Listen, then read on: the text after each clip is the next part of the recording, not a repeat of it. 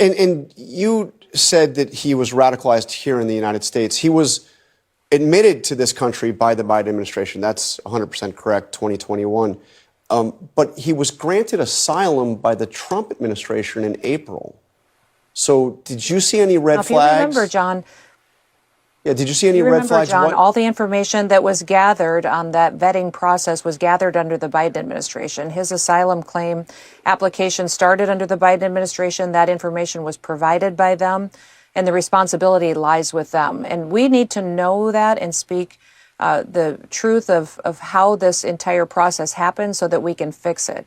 That's what President Trump has been doing and dedicated to, is that when we look at people who deserve asylum, they have to be thoroughly vetted. They weren't under the last administration. That has completely changed under President Trump. But again, he was granted asylum in April. So President Trump had already been in office for several months. You had been in office. Are you saying there was no vetting done by the Trump administration? You were simply relying on what had been done under the Biden administration? You did no vetting before granting him asylum?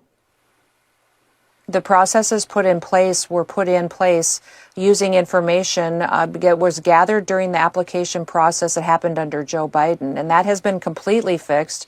And new metrics and new processes have been added under President Trump. He immediately went to work, and we put in place under USCIS the new data and new information that can be gathered, such as communicating with governments, getting information from them, and making sure that biometric information and dates of service match up.